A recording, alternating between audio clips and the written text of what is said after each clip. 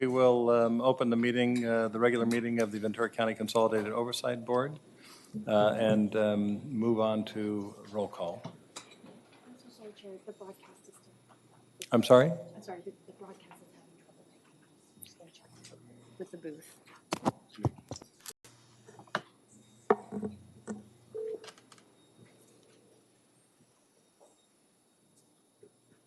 Hey, Jim. We're going ahead and can you broadcast the meeting, please? Thank you.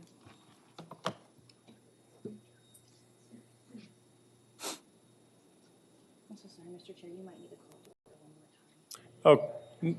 Oh, no, that's fine. So I will call the January 23rd regular meeting of the Ventura County Consolidated Oversight Board to order and ask for roll call.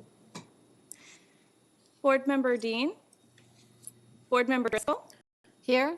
Board Member Mishler. Here. Board Member Powers. Here. Board Member Simons. Present. Chair El Fattal. Present.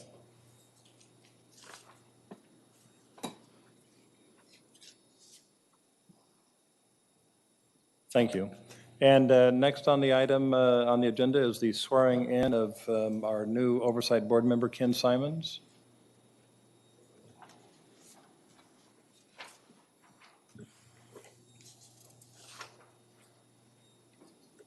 Here you go. Tis. Thank you. Board Member Simons, if you could please stand and raise your right hand. And please repeat after me.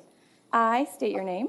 I, Ken Simons, Do solemnly affirm that I will support and defend that I will solemnly confirm that I will support and defend the Constitution of the United States the Constitution of the United States and the Constitution of the State of California and the Constitution of the State of California against all enemies, foreign and domestic, against all enemies, foreign and domestic.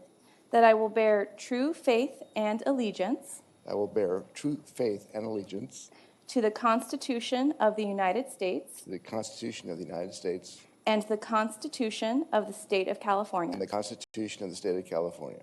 that I take this obligation freely That I take this obligation freely without any mental reservation without any mental reservations or purpose of evasion, or purpose of evasion. and that I will well and faithfully And I will well and faithfully discharge the duties upon which I am about to enter. and discharge the duties of which I am about to enter. Congratulations. Thank you. Thank you. Welcome aboard. We appreciate having you. And if you would, we would love you to lead the Pledge of Allegiance. Sure. Please, everybody stand and face our great flag. Put your hand over your heart, or if you're in uniform, salute. Ready, begin. I pledge allegiance to the flag of the United States of America and to the republic for which it stands, one nation under God, indivisible, liberty and justice for all.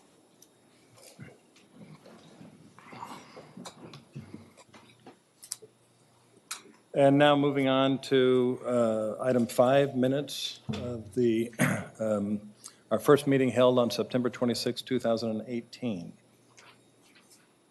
Motion to approve. Second. Any comments or discussion? I have to recuse myself because I wasn't here. Okay. Abstain. All in favor? Aye. Aye. Do we vote on that? We vote on the clicker. Oh, do I hit? Okay. Everybody?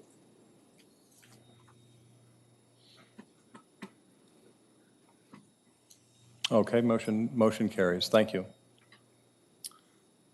Item 6, agenda review. Are there any revisions to today's agenda or withdrawals, additions?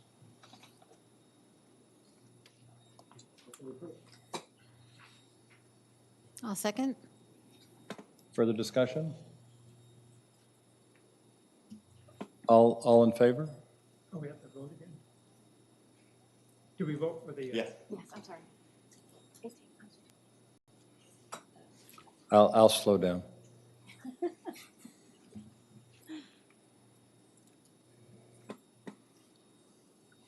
Motion carries. And now public comment. Do we have any public comment on matters not appearing on the regular agenda? No speaker cards received. No speaker cards, thank you. Item 8, board comments. Any comments by the board members? No comments? We'll move on to item number 9, which is adoption of a resolution confirming the election of a chair and vice chair for the Ventura County Consolidated Oversight Board. I'll take this one. Chair, members of the board, this is just a cleanup item from last meeting. Although the chair and vice chair were elected, we didn't appropriately approve the resolution, so this just cleans up that deficiency. Any other questions, comments? I'll make a motion to approve. Thank you. Second.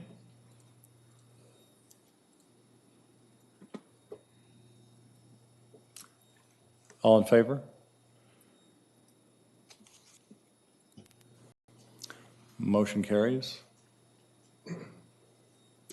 Item 10, receive and file staff report on the Ventura County Consolidated Oversight Board, City Board member, and largest recognized employee organization member appointments. Yes, Chair, members of the board, this is just a quick update on the board vacancies. As you're aware, we just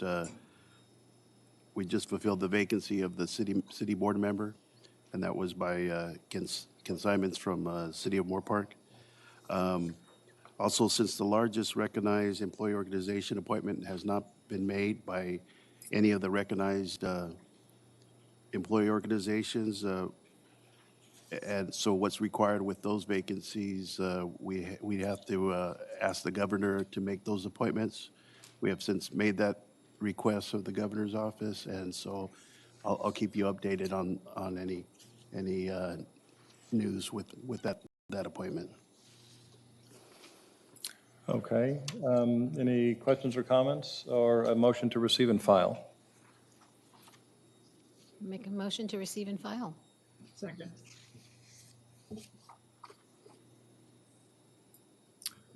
All in favor?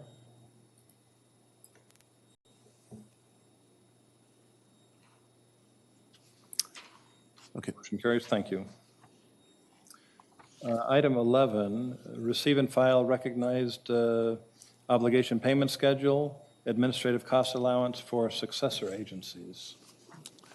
Yes, Chair, members of the board, we felt it prudent, since the board will be reviewing and approving several ROPS with administrative cost allowances today. We thought it would be a good refresher for some and new information for others to just lay out some of the legal parameters with respect to admin allowance in the ROPS. This allowance is limited at $250,000 per successor agency, and this allowance covers costs such as staffing, legal, consultants, and supplies.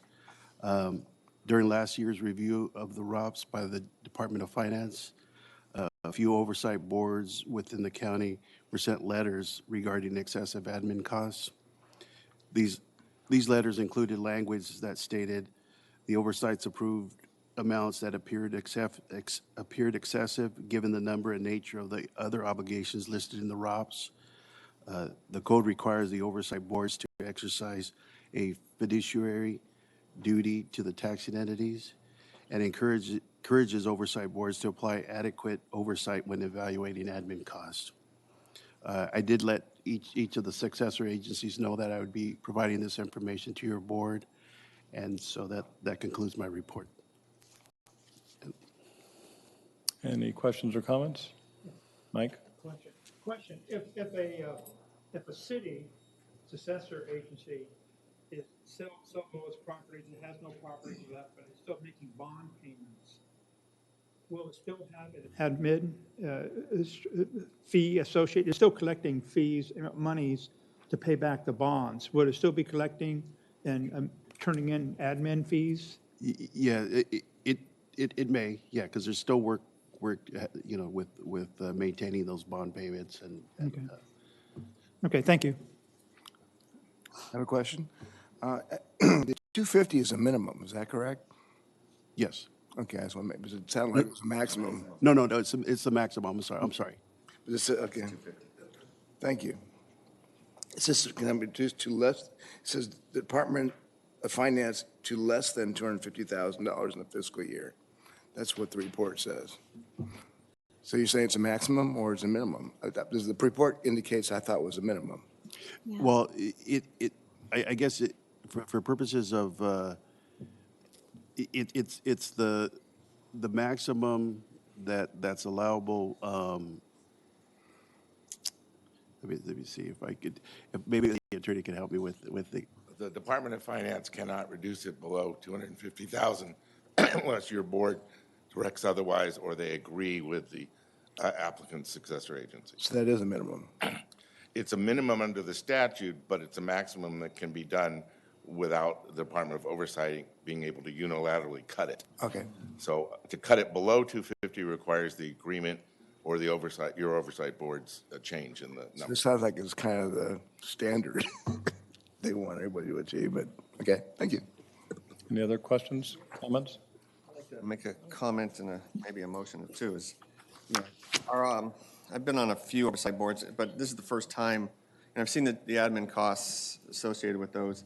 This is kind of first time as a consolidated oversight board, we get to see every city or most of them here and how they report it and how much they range in terms of the information they provide. And what I'd like to bring to this board's attention is maybe an idea of creating some transparency and uniformity in that, and maybe have a format that they can all apply to and utilize in the future. I know the ROPS are due February 1, so I don't think we can do anything today to make that, but next time, something that has a little more, and we can go through it and like direct staff to maybe provide at the next meeting some sort of a template that can be used, and work with the cities to make sure that it's not onerous, but it's just transparent.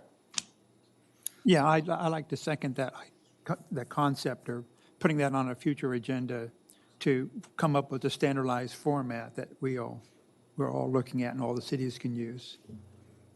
To clarify, you can agendize a matter for a future meeting, but you can't come to a conclusion on whether you would even have that form.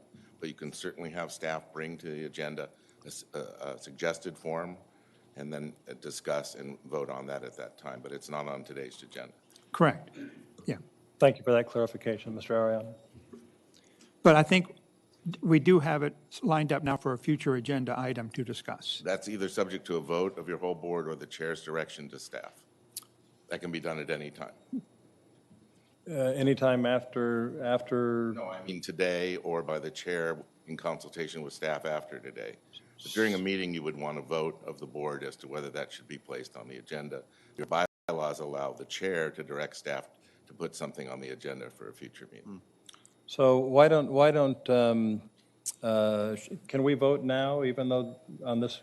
So, You can vote to place the matter on an agenda. You can't vote on the substance. yes. Mr. Powers, well, why don't we take a vote on whether we would like staff to put a template together to bring forward to the next meeting? When they put on, you can vote on putting it on the agenda to discuss doing that. You can't ask them to do a template unless you discuss the template. From my No, understanding. you can ask them to put a template in. Make sure your speaker button's on. What you can't do is vote on the content of the okay. template or whether you're even going to impose or ask the successor agencies to comply with this. There you go. So why don't we have a vote on whether we would like staff to bring a template forward to the next meeting so that we can have a full discussion on that topic? And that can be the motion if you want. That's my motion for item 11. Do we need a second? I'll second.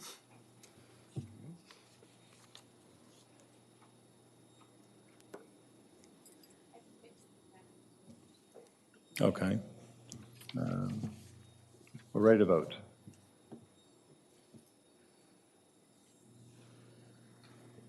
Okay, we'll bring that item forward.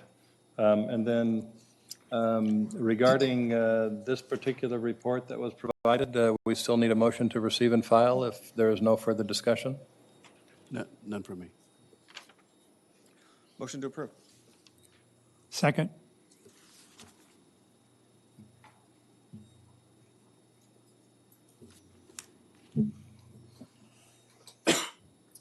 Motion carries. Thank you. Item 12, receive and file a report on the status of existing successor agencies and overview of the role of the Ventura County Consolidated Oversight Board. And Mr. Bravo, if I may, I'm having a slight difficulty hearing you, maybe because of the curve of this dais. Thank you. Okay. So this, Chair, members of the board, so this next item is, addresses the board's request of the status of the 11 successor agencies and provides an overview of the role of the board. First, let me take the board's role, which includes, the board has a fiduciary responsibility to holders of enforceable obligations and the taxing entities. The role also includes overseeing the wind down of the dissolution of the successor agencies, including approving the annual ROPS. The board will cease to exist once all successor agencies have dissolved. And lastly, with respect to the role, the Oversight Board reacts to proposals from staff and successor agencies, but otherwise has no other responsibilities or power, and it is not an investigatory body. Next, on the status of the existing successor agencies, and I apologize for the small print on this slide up there. So we've provided a summary of the status of the 11 successor agencies, which was compiled from surveys completed by most of the successor agencies. Of the 11 successor agencies, only 2 have filed their last and final ROPS, and that's Ojai and Piru. And so what I suggest is, should your board desire any additional information or greater detail, successor agencies may be invited to give presentations on their status at a later board date. With respect to the long-range property management plan, we now have a link on our website that will take you to the individual successor agency plans. Just a few items in the survey to be noted. There's looking at these in their entirety. It doesn't look like there's a lot of work cut out for the board, in terms of property dispositions, and obviously we'll have the annual ROPS. Some of these, the ROPS obligation plans go out to as far as 2038, but once we get the last and final ROPS, obviously there won't be much work with those successor agencies. So all in all, it looks like, with the exception of a few cities such as Oxnard, Ventura, and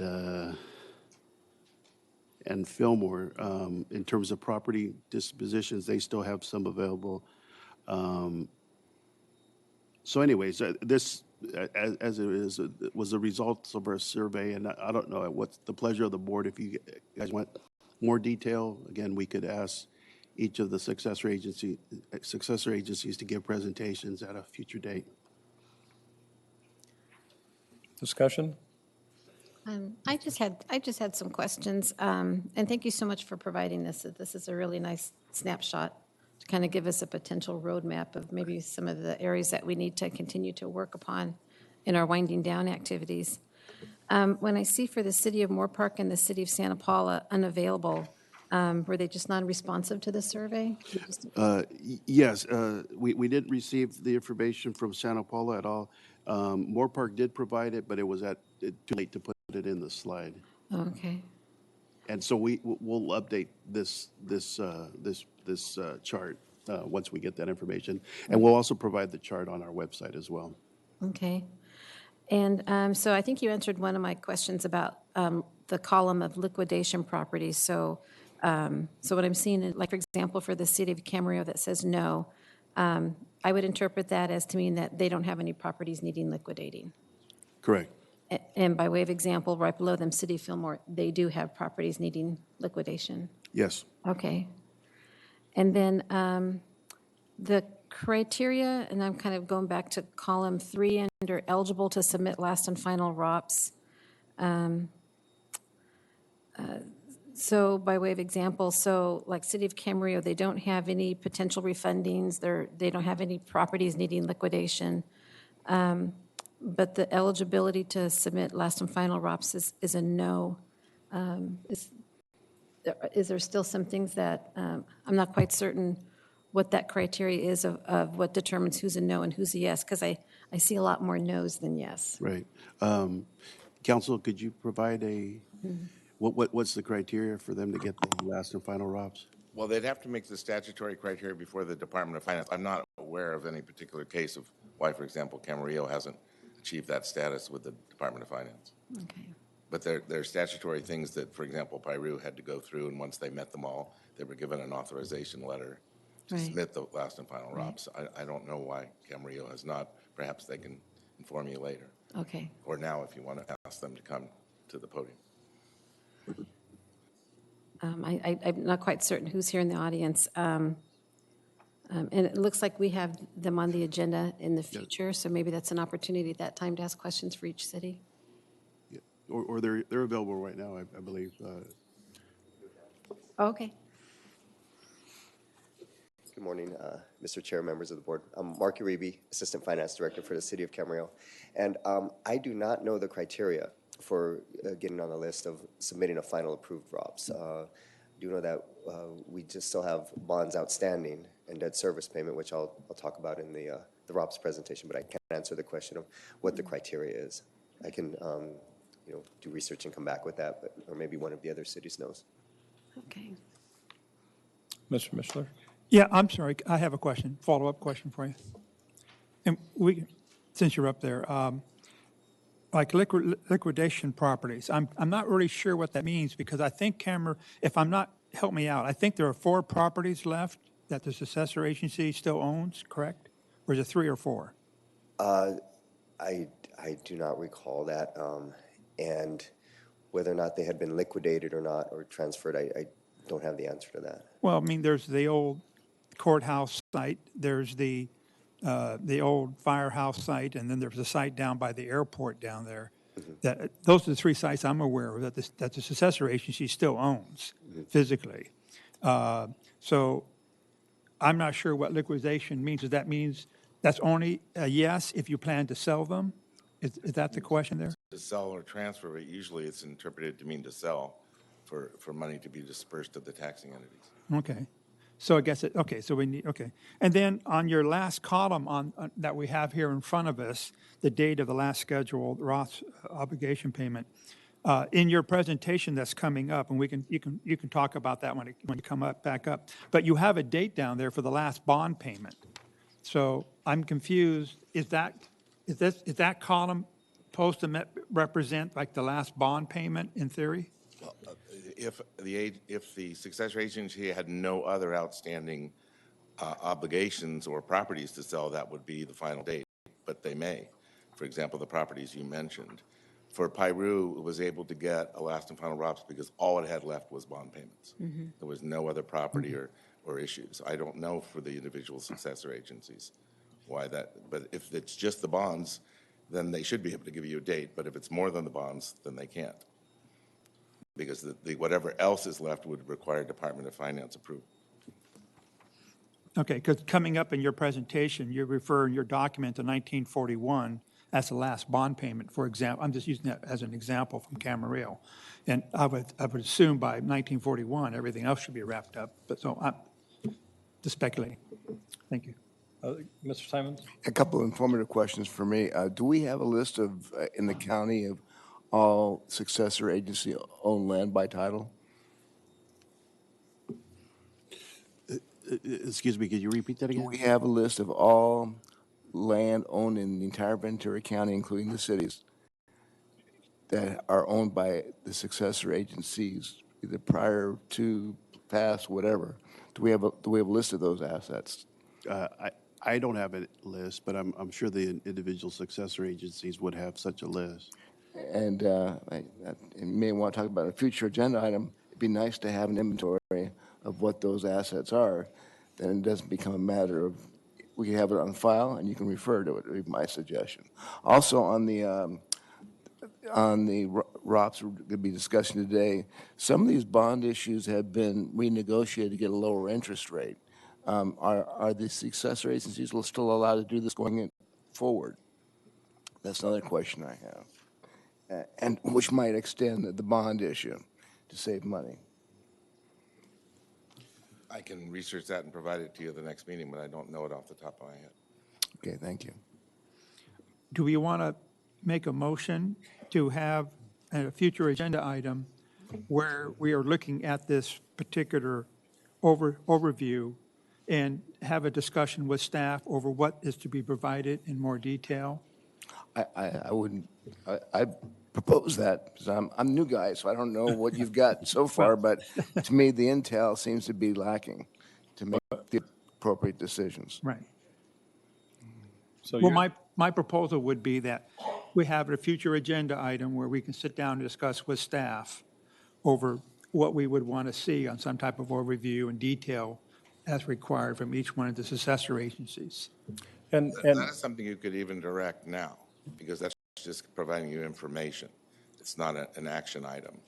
That would just be. But right now, I don't know, I think we need to have a discussion over what should be in there. And so that's why I was saying maybe a future agenda item after we go through the presentations today. I'm just suggesting. Well, the presentation today, I'm sure, are going to bring up additional questions. Right. So maybe at the end, first of all, I would encourage that we have that discussion, because if there's gaps, like was suggested, we have to establish protocols that we can work with.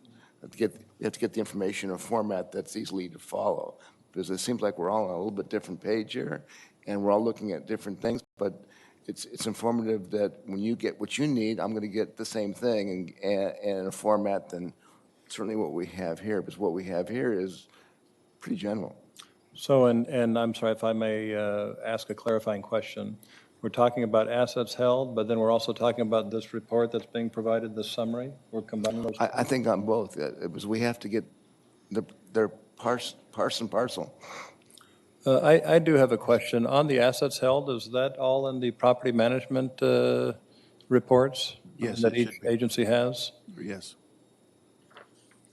And maybe that's the direction to go, is to have each city tell us, because they're the expert on their successor agency and their business, to have them tell us where they're at and on their path to getting that last and final ROPS. Because we're picking up different pieces of information, but that's really the key in the nexus is where are you at, and where have, to what extent have you wound down those activities to get to that last and final ROPS, and then that'll give us a pathway of what we need to do next. Because that would include, by way of example, with some of our cities who still have properties to liquidate, that would be part of that information. Well, we still have this to liquidate. Here's our long-range property management plan that had these properties, this happened to these, and these properties, but we still have this left to liquidate. And that's what we would have to be focusing on, is that's part of the winding down as to what's left to liquidate in addition to getting to that pathway of having that last and final ROPS. Yeah, I don't know how we get a path and have a schedule for that path without that intel. Do we need to, so I can see, for instance, inviting successor agencies to present at a future meeting individually, but we also should have a good idea of what we want to ask for. Well, So that we're, it's not in my end of the business, which is commercial real estate.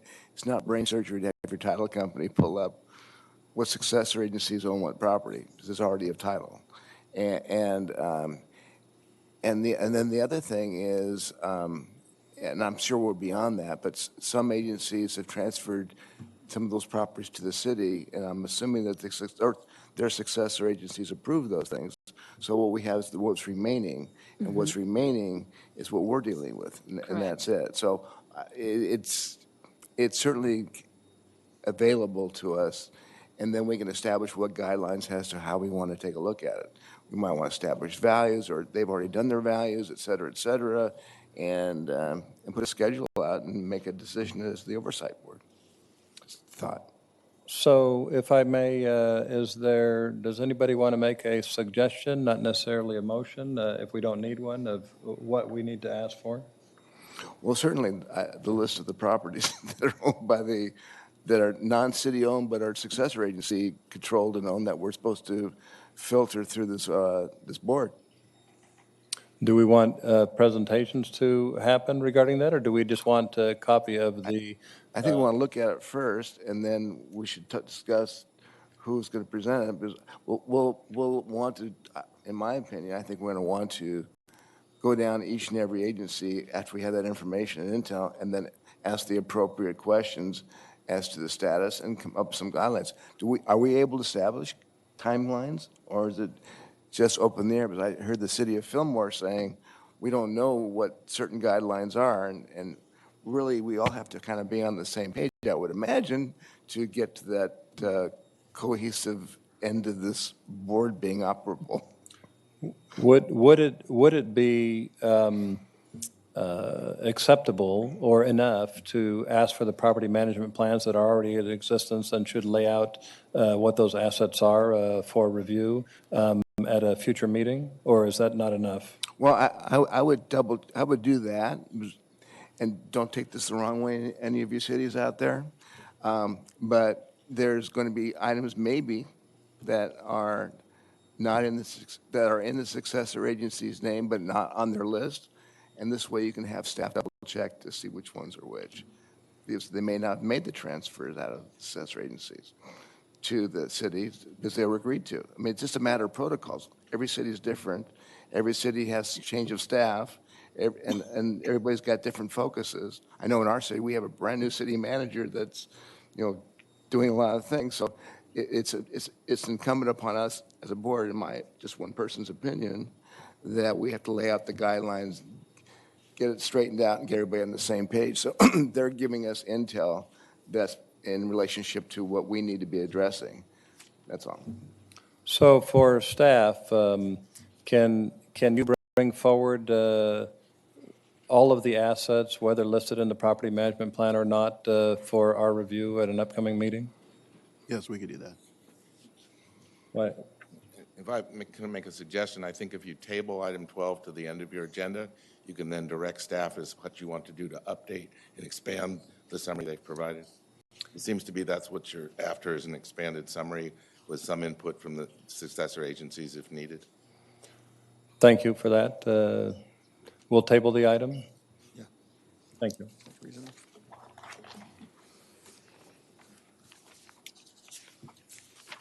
Item 13, adoption of a resolution approving the ROPS and administrative budget for 1920 fiscal year for the successor agency to the redevelopment agency of the city of Camarillo.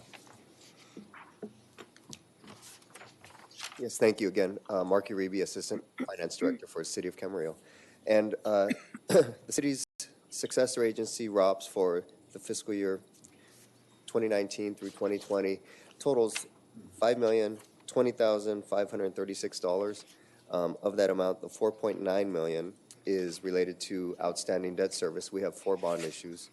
We talked a little bit about the last one retiring and maturing in 2041. And we had 3 of them refunded to take advantage of favorable interest rates in 2016. That totals, again, the $4.9 million for debt service, and then the administrative budget is $100,000, which is below the $250,000, call it a threshold. And with that, I'm available to answer any questions. Board members? Mr. Mishler? Yes, hi. My question is, I know last year you sold one of the properties for a hotel site. I'm not sure what the technical name of the property was. And there was some proceeds that came in. And I know the assessor agency kept those proceeds, of course, Correct. and made some, and they spent some of those funds. What I'm trying to understand is, in your proposed budget, isn't there some funds left over, like $1 million or something? I'm trying to see what happened to that. If you sold the site for roughly $6 million and you spent $5 million or something, there still should be $1 million somehow left in the budget to maybe offset some of those bond payments. I'm trying to understand where that money went, or do I know where, Yeah, I apologize. I don't have that information available for me, but we can return that. but you understand what I'm trying to get to? Yes, I understand the I question. mean, to me, I would think if there's excess funds in your successor agency that are sitting around someplace in cash, shouldn't those funds be showing up on your proposed budget for offsetting bond payments? That's my question. I understand the question. I don't have the information on the mechanics of where that money went, how it was intended to be used once the recovery, the proceeds of the sale. But when I went through your documents, I couldn't find it either. I'm just saying, I'm just making sure that I didn't see it or missed it or something. Okay. We can report back. Well, on that same note, so are you suggesting maybe when we go back to number 12, that we add fund balances in each and every successor agency? Well, I think we need to have a discussion about like budgets or something where funds are, where monies are. I mean, obviously, if a successor, in my opinion, if a successor agency has funds or cash laying around someplace, it should show up and potentially pay back those bonds if they're not going to distribute those funds or something, right? Yeah, under the As an option. guidelines. But when I looked through the Camarillo documents here, I didn't see anywhere, there's, I think, $1 million or something floating around somewhere. Did you see it in any of the documents for any of the cities? Well, no, that's another issue I have. That's yeah. what I'm saying, that might be. Well, occasionally I see money coming in, right, on some of these. But in this case, I know there's at least, I think, $1 million somewhere out there in the successor agency. And I would think that potentially that could be used as one option to pay back the bonds, you know, the offset bond payments or something. I'm just, No, it's a good, valid question. so. Other questions, comments? Well, let me ask legal counsel, is there a time constraint now to approve these? I know there's a timeline we're up against here in Yes, February. for the second half of the fiscal year, the deadline is February 1st. So you would either have to continue to a special meeting date before that time or risk them not having an approved ROPS. For the future calendar year, the deadline's not yet. So today, could we actually approve something and then still have a report come back later with additional information? You can certainly have a report come back. The Department of Finance, of course, reviews the ROPS, and it's aware of accounts and funds, too, so they have that secondary oversight. But if someone's not available to tell you whether those proceeds have been distributed to the city already or retained by the successor agency, you just don't have that information for today. But we're not approving where those funds are at right now. No, it's We're more for your information. We're just approving the ROPS submission. Am I correct? That's correct. For a 6-month period. That's correct. Okay. Okay. No, for these are annual ROPS, correct? They're annual, but this is the second half, isn't it? This, I believe these are annual This is ROPS, annual according to the agenda item? Okay, that's the annual. according to the new law, yeah. There we go.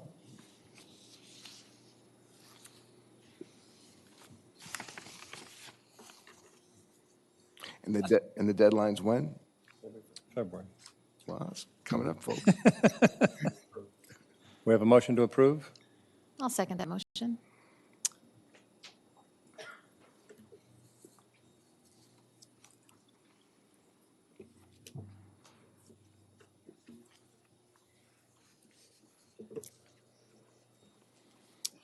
Uh, 5-0, motion carries. Thank you. Item 14, adoption of a resolution approving the ROPS for 1920 for the City of Fillmore Successor Agency.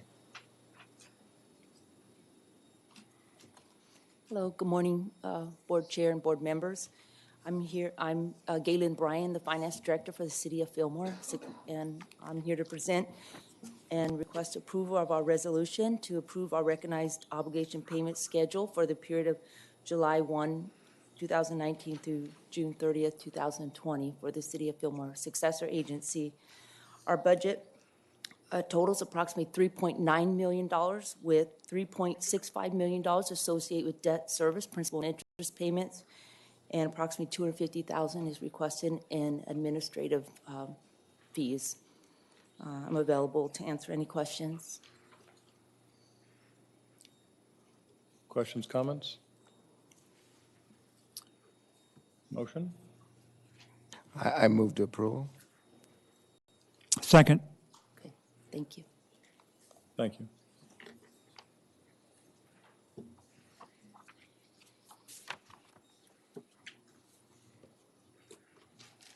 Motion carries. Item 15. Adoption of a resolution for the administrative budgets for the periods of July 1, 19 through December 31st, 19, and January 1, 2020 through June 30, 2020 for the Moore Park Successor Agency. Thank you, Mr. Chair. Moore Park Successor Agency asked for $250 for our administrative cost allowance for 1920, and you have a very simple breakdown of what that is in the report. And I'm available to answer any questions you may have. Did you say $250 or $250,000? Sorry, $250,000. I'll accept that. Oh, as- man. You were testing me. Thought we had one. 250 sound like such a deal. Questions or comments? No questions. Motion? Anyone? I'm from Moore Park, so why don't somebody else do it? Motion by Mr. Powers. I'll second.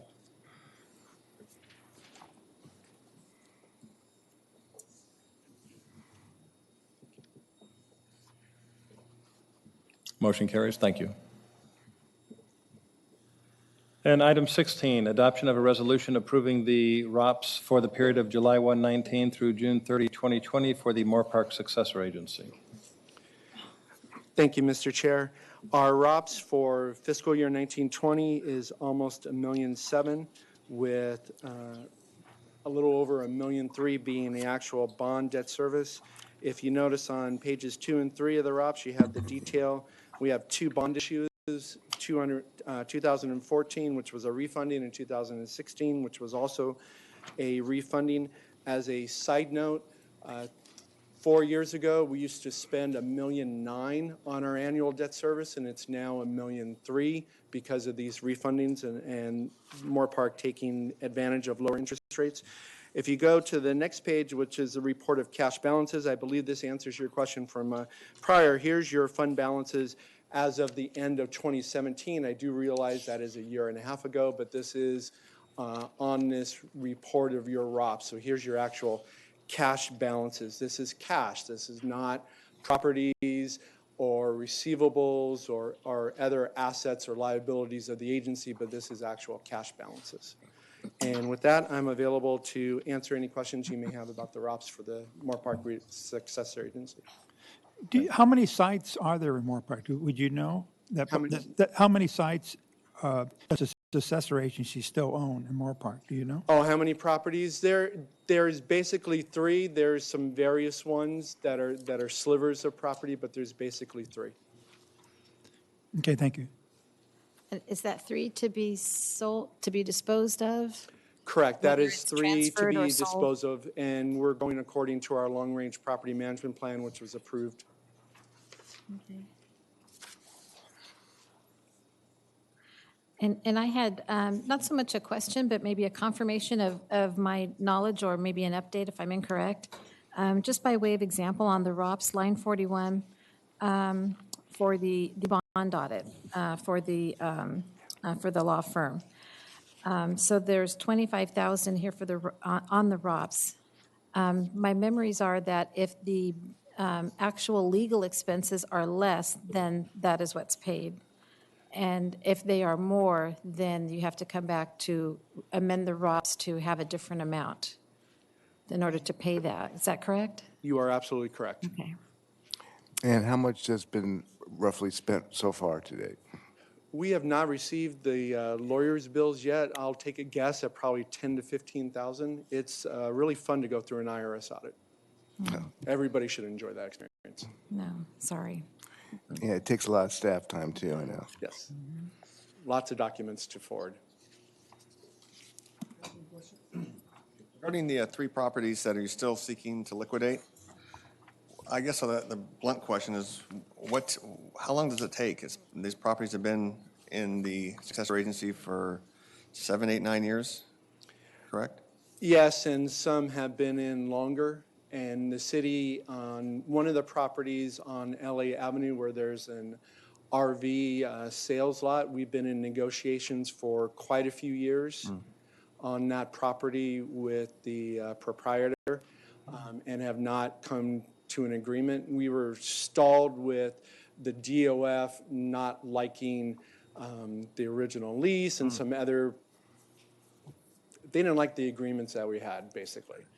So that kind of stalled it for a while, and then the other properties are on what we call High Street, and we're in negotiations with the developer at this point. So they're in process. I can't give you an ETA. I get it. Thank you. A question then on that lease. Is that one of the successor agency properties you're talking about? Yeah. Well, are they making lease payments? Wouldn't that money go into the successor agency? Would it be showing up on this page we just got for cash? I'm just asking if it would show up in here, because if there's a payment going to a successor agency, wouldn't it be showing up as income over here somewhere? No, not on that one in particular, and that's also by direction of the Department of Finance. So where's that money going now? Right now, it's going to the city because the city's maintaining a lot. Okay. Yeah, we've had fun decisions by the Department of Finance over the years. Was that requested by the city, or was that something that came down from That Sacramento? came down from the Department of Finance. Okay. Thank you. Hearing that the city's also paying to maintain, Correct. not the successor agency. That is That's correct. Okay. Yeah, that's with all the properties. All the properties that the successor agency has, the city is actually maintaining. Now, admittedly, some of those are vacant lots, so all we do is weed abatement and security for it, so it's very, very minor, but yes. Okay. But those other sites don't have any other income coming in? Correct, they do They're not have vacant any. sites or something? Correct. Okay, thank you. Other comments, questions?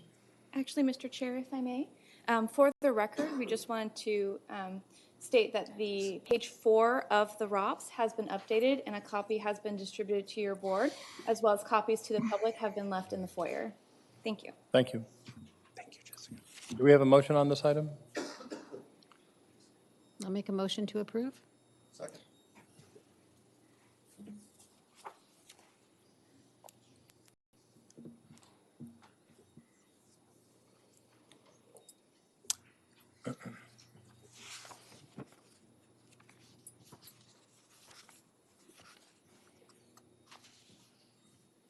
Motion carries 5-0.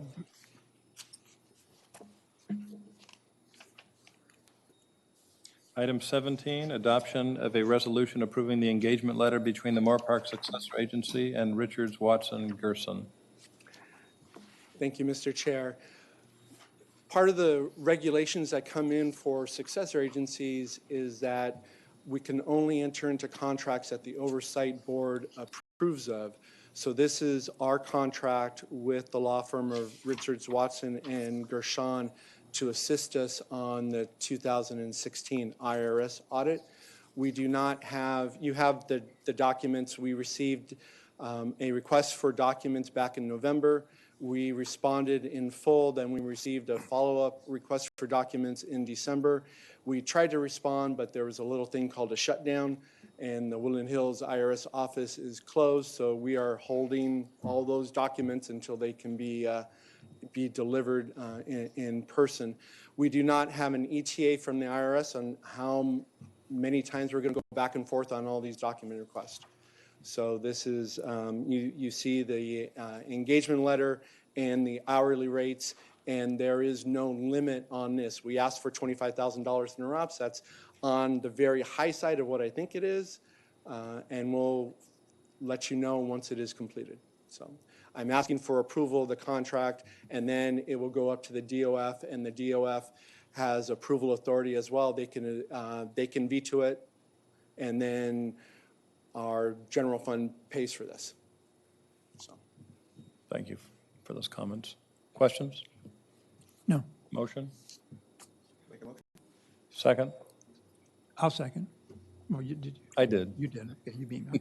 No problem. I'll take my turn.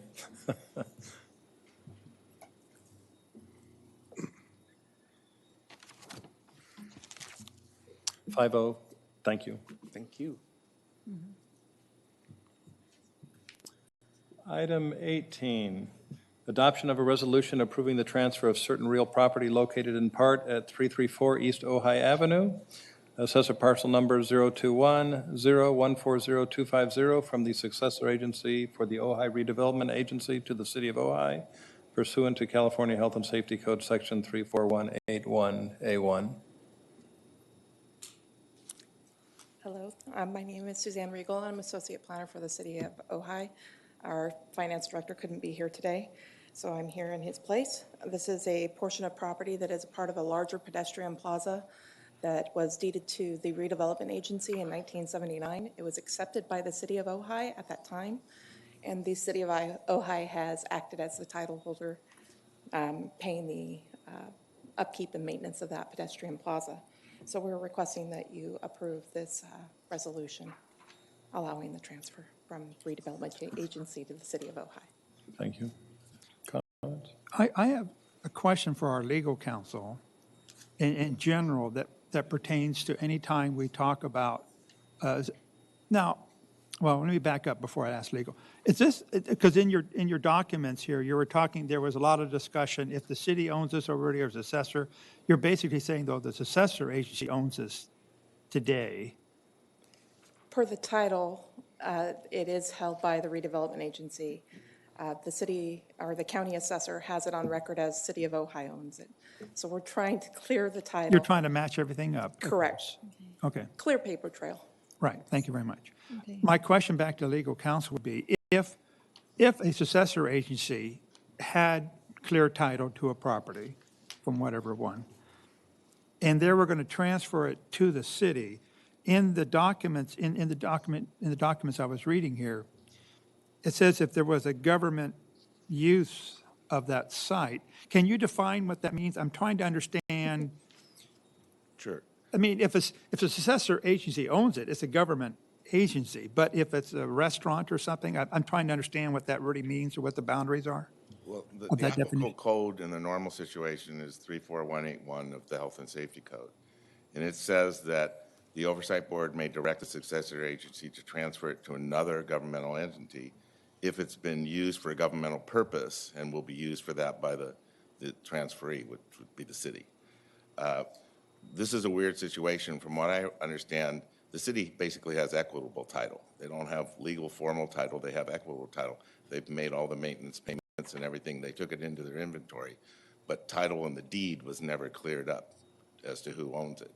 So it doesn't exactly fit within 34181 because that requires an agreement in place that would do the transfer. So what they're asking you to do is recognize that the true owner, the equitable owner, is the city and clear the title on this property. But it's for governmental purpose either way. Right. So my question would be, in a larger context of transfer between successor agency and government, could a successor agency take an old school site and transfer it to a school district? Would that be illegal? That would fall under that particular act? The governmental purposes include roads, school buildings, parks, police and fire stations, libraries, parking facilities, parking lots, although there's a limitation on that later in the definitions. But certainly it's one of those recognized governmental purposes, a plaza or. Okay. And it doesn't have to go to the city. It can go to a school district or go to the county. I think your oversight would be as to whether that makes sense in the given Okay. situation. In each situation, right, okay. And when you're doing that, there doesn't have to be a transfer of any, there's no transfer of funds or anything There would required. normally be pursuant to an agreement where there was some consideration, but this is a situation where they're saying, we've already paid for this property. We've maintained it and the city. And- Well, and- in this particular case, Right. but I'm But saying, normally, yes, there would in be. a normal case, if a successor agency spent X amount of dollars to acquire a site, and later they want to transfer it to a government agency, would it be a free transfer, or could there be funds involved with The that? statute contemplates an asset disposition transfer to the taxing entities. right in the statute, and it's supposed to be done pursuant to some kind of purchase agreement. That doesn't exist in this case. Right, I understand for this case, but I'm just talking about a Right, generic. that's correct. In this case, may I ask a question? So if I'm understanding correctly, when I'm reading page 2 of the cover letter, that this successor agency property was not listed in the long-range property management plan that went to the Department of Finance? Correct. So that was completely, so that didn't take place at all? Correct. It was not known at that time. It was not known at that time. I kind of feel that when I go back to the intent of AB 1X26 was that those successor agency properties were to be disclosed and submitted on that long-range property management plan. And then that would be approved by the Department of Finance, who would also approve whether or not there could be a transfer to your government entity. I feel, so that didn't take place. And I don't know, I feel that process probably should take place, and I don't know how that fits in this scenario at this point in time. I don't know if you have any insights The on code that? is silent on this situation. I think what you have is the Department of Finance will review whatever you decide, and they will do that review at that time. There's no way to go back and put it, and go through that And process. go through that process again, yeah. And a couple of things. That's one of the reasons why I want to see whatever's on title, because, again, there's no reflection on the cities, but there's lots of different changes. They may not have followed everything correctly. There might be things that look like they belong in the successor agency, or in this case, that should not be in the successor agency. But for us to follow a protocol, at least for me, I'd like to know that before we make a decision on the long-term plan. Also, it's my understanding during the successor agency time, with that same regulation, those transfers were done to parks and parking lots and those type of things. So what we're dealing with is the filtered properties that we're supposed to be addressing. And all I'm trying to do is have a check and balance in that filtered property to make sure it's accurate, so we can. Yeah, and this is a property that wasn't It wasn't even included originally. This is a sample. new. It happens. And, But I just want to get our hands around. yeah, and I have to say, I did for not living in Ojai and not knowing this property, I just did a simple Google Maps search, and it looks like it's a retail space for rent. It's adjacent to the retail space. It's part of the larger arcade plaza that runs between. Is it that businesses and then Green back. Meridian? Is it, because I see 334 East Ojai, and I see a for rent sign on Google Maps, and it was in alignment with what I was reading here. So It's immediately adjacent to that property. immediately adjacent. So you would open the door and actually walk out onto this pedestrian plaza. Okay. Can I ask you a couple of questions? One is, what's the size in terms of acreage of this property and the appraised value? Do you have that handy? I do not have that handy. I believe it's about 30 by 140 feet. Well, It's a very small portion of the overall. I think that plaza. type of context is good to have in these actions. Maybe for all the cities, when you do types of property transfers or have that type of good information, just very simple stuff too. I appreciate that. So that retail space is not included in this at all? It's just that I saw that green strip just going right next between the two pieces of property. So it's that little green strip. Okay.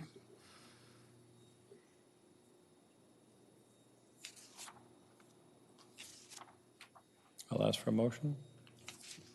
I'm sorry, what was the size of the property? I'm sorry. 30, no. 30 by what? Approximately 30 by 140. Okay. I move for approval. I'll second.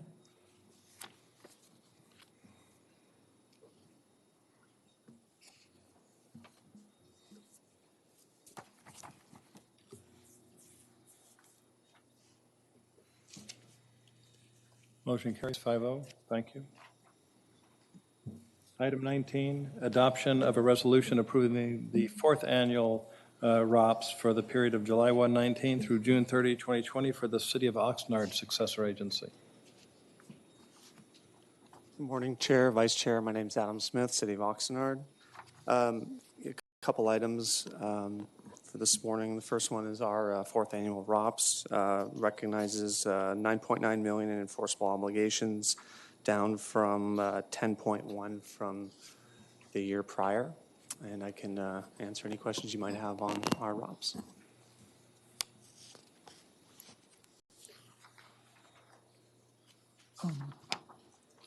Mr. Mishler.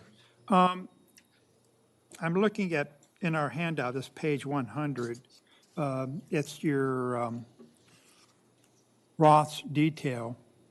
And I noticed in there you have bonds and you have construction payments being made back. Can you define the difference between, I understand what a bond payment is, obviously, but when are construction entries here basically talking about construction loans that were made by the successor agency or something? Can you define that, what those are? Yeah, those are from an owner participation agreement we have with the developer out at River Park at the collection in exchange for building affordable housing and public parking infrastructure. We entered an agreement with them where we pay them a portion of the property taxes that's derived from the project every year. Oh, so these, on this detail list, those are actually, those are partial payments to that developer or whatever from the Correct. from the property taxes. Yes. That was a predefined Correct, from agreement, the owner obviously. participation agreement between the successor agency and the developer. And if I remember, and do those things they do have a time limit, I'm assuming. I Correct. see some time limits in there. Yeah, 35, 36. Yep. Yeah, Correct. 2032 for line 24 and 2035 for line 40.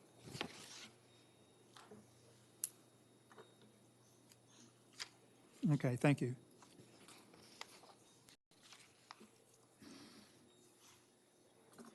Do we have, in Oxnard, do we have properties that are potentially up for sale at some point down the road here? We do. We have 7 properties in our downtown that are slated for disposition. Currently, they're vacant lots. There's nothing on them. The city is working on a strategy to try to get some affordable housing on those lots. So some of them are just slivers of land next to other slivers of land that aren't owned by the successor agency. So we're determining a strategy to perhaps the city to acquire some of those strips so we can have contiguous lots for affordable housing. If you were talking about that particular strategy, you're talking about the city, not the successor agency buying up those other Correct. potential The lots. successor agency would sell it either to a developer or the city. For the goal is for affordable housing in those areas. Okay, and if that was to happen, there would be some type of transfer of funds Correct. from the city. We would come before you again. There'd be some, yeah, there would be a potential transfer of funds from the city to the successor agency for those little slivers or whatever they are. Correct. And then transferring to the county those proceeds. Okay, thank you. Do you have a cash fund balance in your successor agency account? We do, and in fact, on page 3 of our ROPS attachment, I don't know what page number it is for you, but we have a report of cash balances. Okay, I see it. Thank you.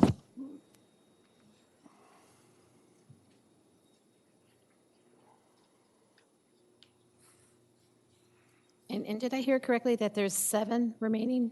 7, yep. And that they're all vacant lots? Correct.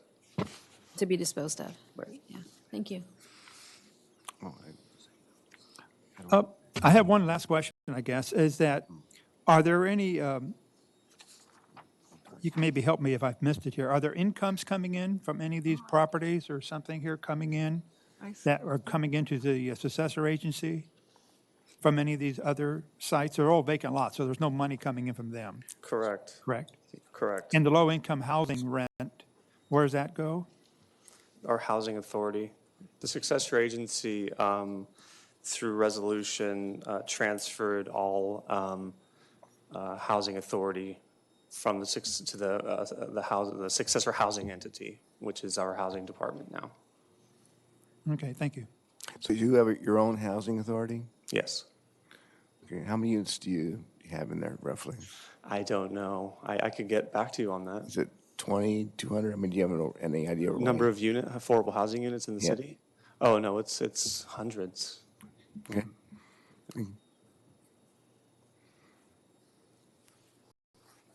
Other questions, or do we have a motion? I'll make the motion. I'll second.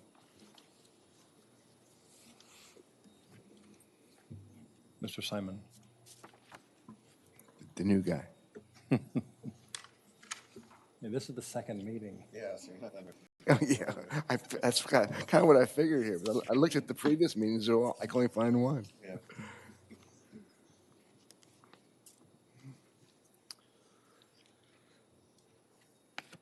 Motion carries 5-0. Thank you. Okay, item 20 is adoption of a resolution approving the transfer of the Camino del Sol Apartments housing asset from the Oxnard Community Development Commission successor agency to the City of Oxnard in its capacity as the successor housing entity to the Oxnard Development Commission, and approval of the transfer of the affordable housing payment in the amount of $1,514,213 from the successor agency to the successor housing entity, and following approval by the California Department of Finance. So this actually kind of dovetails right into this, this agenda item. It's regarding a successor agency housing asset. So it starts with Camino del Sol, senior apartments south of Camino del Sol Boulevard and east of Rose Avenue in Oxnard. It's 150 units, senior living, 1 and 2 bedroom apartments, improved by Oxnard City Council in 2002, constructed in 2003. The project was completed. In connection with the approval of the project, the housing operator was required to pay the former, or the Oxnard Community Development Commission, a payment in lieu of taxes, or a pilot fee. That pilot fee was determined to be approximately $1.5 million. Sorry, can I ask you where that number came from, 1.5? It was because the senior living facility is exempt from property taxes. It was a number that was agreed to between the developer and the successor, or the CDC at the time, and it was put on as a deed of trust on the property. But the exact number, how that was agreed to back in 2002, I'm not entirely sure. Thanks. So how did we get here? We all know redevelopment disillusion, and redevelopment as we know it ended in 2011. California Health and Safety Code Section 34176 permits the city that authorized the creation of a redevelopment agency to elect to retain the housing assets and functions previously performed by the redevelopment agency. And City Council, Oxnard City Council adopted Resolution 14136 in 2012, electing for the city to serve as a successor housing entity to the CDC, like we spoke about previously.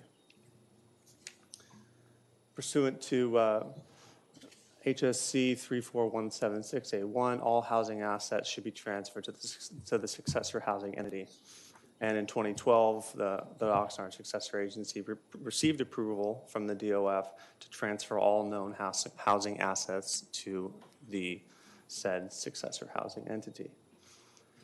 So the payment in question, it qualifies as a housing asset under 34176E. And on July 5th, 2017, the successor agency received the payment and is holding such funds in trust. The developer at the time wanted to refinance some of the bonds that they had on the property, and in doing so had to pay off the deed of trust, which is why the successor agency received the $1.5 million. And just recently, a couple months ago, the successor agency adopted a resolution to transfer the 1.5 from the successor agency to the housing entity for affordable housing projects, which I want to touch on real quickly. We all know that in the county and in the cities, no different, city of Oxnard, affordable housing is an issue. And the 1.5 million, if it were to be transferred to the housing entity, will be spent on applicable affordable housing projects to augment the city's current stock. So our recommendation is for the Oversight Board to approve the transfer and any related actions necessary to effectuate that transfer. Thank you. Discussion? I guess I'll start, okay? You want me to Yes, start? Mr. Mishra. So help me out, and I'm not sure who to direct this at, but if we're doing a transfer of assets, I guess me to ask our legal counsel, isn't there a potential for payment for those assets to be transferred? We were just talking about a transfer of assets. The way the statute was set up is that the initiation, you were supposed to decide whether to have the oversight board do the housing element or transfer it to the city, the entity. The transfer was made in Oxnard, but at the time, they didn't define this obligation as a housing asset. The law changed after that, so now is their time to transfer it. But it's a carte blanche ability to transfer it at the city's decision, at the successor agency's decision. For example, the county did it with Piru. It transferred all the housing element and oversight to the county board. And there were no, at that time, there was no transfer. No, it's just a statutory option that was exercised. And Oxnard, from my understanding, didn't exercise it on this asset at the time because it wasn't clear that it was defined as an asset. The statute was later amended to say any funds from any source. Okay. I'm just trying to get, okay, and then back here. I'm trying to get my head wrapped around the fact that 1.5 million, whatever, why shouldn't it go back to the taxing authorities that were involved at that time versus going to the city? I'm just trying to understand. Well, I'm requesting that it does go to the city and not. No, I understand the request from the city. I understand the city would like to have those funds available. But I'm trying to understand why shouldn't it go back to all the different taxing authorities, agencies that were paying into all this time to reduce their bond payments or something? Well, that's. I'm trying to understand. That's for the board to decide, but that's why I spoke about affordable housing. If it stayed within the city and our housing entity, it's the uses of the funds are restricted to affordable housing purposes. So, I mean, like I spoke about in the county and in the city, affordable housing is an issue. So 1.5 million to augment what the city has and what we can do is tremendously helpful. And back when these individual agencies were, their determinations for government use, et cetera, housing, and to my understanding, the housing was one of the things the state recognized was something that had to continue on. So if you had a housing project and you had housing land or potential housing land, you could go ahead and identify it as a housing, and the other entities that would get the leftovers, that's not included in it because the state still wanted to see housing being developed. And there are restrictions. There's specific, they can't put in the general fund, they can't do a lot of things, and that's why I asked about their housing authority. And most cities have some housing entity. SCAG, for instance, defines annually what the housing needs are for affordable housing for every city. I know our city is very close to meeting those. I'm not sure Oxnard is, but that's probably where you're going. I'm not sure. I mean, we have affordable housing. We need more. I mean, we just need more housing in general. And so, yeah. Okay, I'm just trying to. And further, if I may, if it pleases the board, I mean, we can come back, if you were to approve the transfer, we can come back at our next meeting date and just update you on the type of projects that we're programming with the funds. This is not part of your ROPS, so it's No, this is separate. So there's no time element here. Oh, and I have Successor Agency Counsel Todd Mooney here who can answer any questions to elaborate a little bit more. You have an answer prepared for one of the former questions? Good morning, Chairman, Vice Chairman, members of the board. Just as a matter of background, the CDC, which is the predecessor to the successor agency, had two roles. It did redevelopment and affordable housing. Then when redevelopment ended, those functions were split up. The successor agency was the successor to the redevelopment part of it, but the city became the successor housing entity. So the city took over the affordable housing parts of it. And so the assets of the CDC are split up. The redevelopment assets stay with the successor agency, and that's what we're dealing with dissolution and liquidation of the properties and so forth. But for the affordable housing assets, those are supposed to go to the city to continue to be used in its role as the successor housing entity. Now, this is one of those assets that is an affordable housing asset, so it should be transferred to the city. And what the county council is explaining is at the time when the assets were split up and the initial transfers were made, is it wasn't clear which category this fell into, but the statute was later updated to make clear that this is an affordable housing asset and therefore it should go to the city. So that's where we're coming back 6 years after the fact to make sure the asset ends up where it's supposed to go under the statutes. Okay, and I guess my question would be, for the last 6 years, the city who's been paying the cost to maintain this or make sure that the successor agency hasn't been paying anything into this for the last 6 years then, correct? This particular asset is a one-time payment made by the developer to the CDC, who is now the successor agency. So the money came from them as part of the profit they would have made on the building. So the only person paying into it was the developer. But who's been paying, if bills or if money issues came up, if funds were needed to maintain the site or make improvements on the site for the last 6 years, who's been paying those bills, the city or the successor agency for the last 6 years? I'd say neither. It was the developer's project.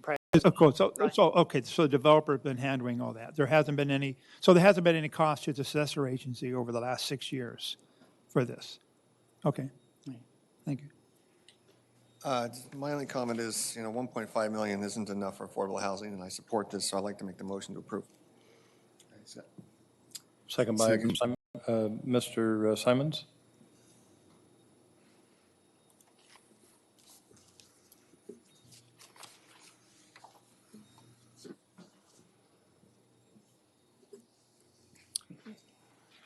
Motion carries 5-0. Item 21, adoption of a resolution approving the ROPS 1920 and the fiscal year 1920 successor agency administrative budget for the period of July 1/19 through June 30, 2020 for the successor agency to the Port Hueneme Redevelopment Agency. Hi, I'm Ken McDonald. I'm the finance director with City of Port Hueneme, and I have Hida Mosesman here, who's our consultant that helped prepare the ROPS and Thank you. answer any questions you have. Questions or discussion? I can give a short presentation on the ROPS if that would be helpful. Thank you. So just to walk through the ROPS, we have a few items here that generally fall into 4 categories. We have 2 promissory notes. Only one is subject to any sort of payment listed on the ROPS. We have 2 items that are related to loans between the former redevelopment agency, non-housing funds, and the former redevelopment agency's low and moderate income housing funds, as was permissible by law prior to redevelopment dissolution. So it's the payback of those funds back. And also we have a bond issue that was refinanced in 2017. We have the debt service payments there, as well as the fiscal agent fees, which is a requirement when you have a bond issue. And then the request for administrative budget of $250,000. And I'd be happy to answer any questions you might have on these items. Thank you. Questions? Yeah, I just noticed in your documentation that these bonds are going to end in 2023. That's correct. Okay, and how many property? Do you have any remaining properties? We do. There is one property that's remaining. It's a little bit confusing because it's in a category called held for development, as was permissible under AB 1290. The assembly, but it was an addition to the health and safety code after redevelopment dissolution. It was the cleanup bill that allowed for long-range property management plans, and it identified the various categories of property: properties to be sold, properties to be transferred for governmental use, and then there was an additional category called held for development.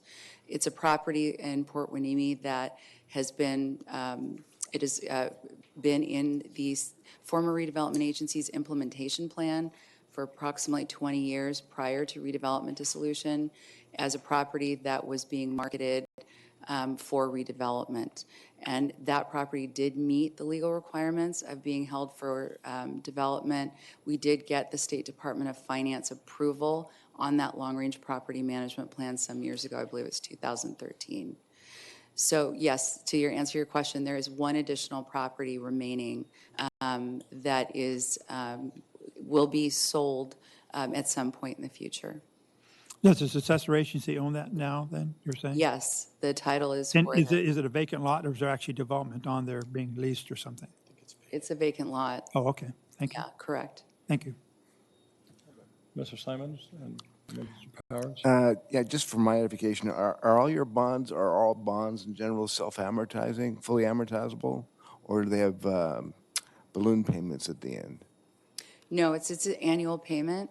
And just to answer a question that came up before, when you refinance redevelopment, former tax allocation bonds, under redevelopment dissolution, you cannot extend the payment dates. So you can refinance to take advantage of lower interest rates, but you can't, it's not like refinancing your house where you start the clock over again.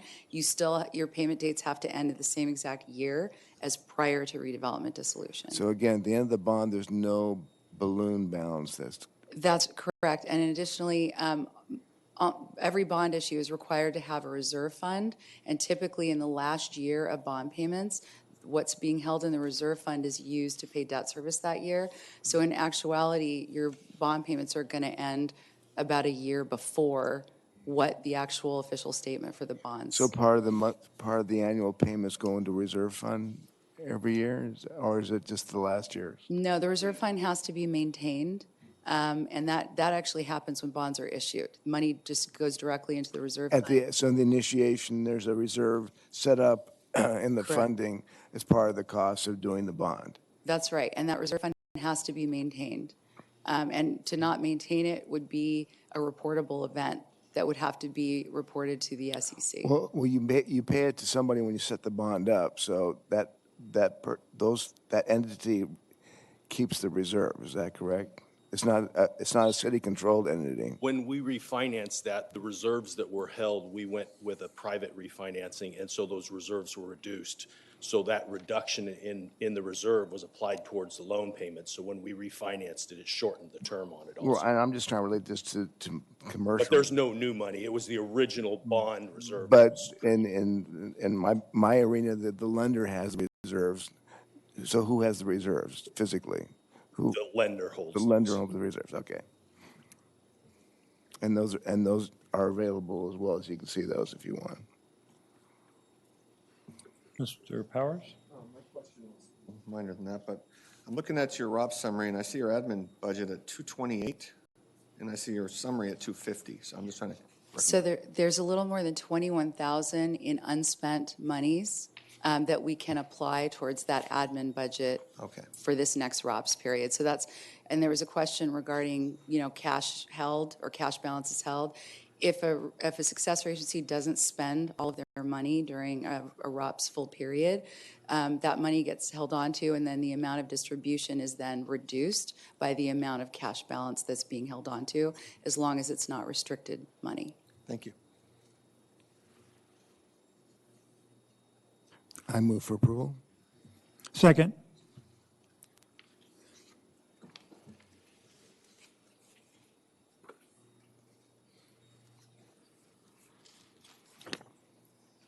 Motion carries 5-0.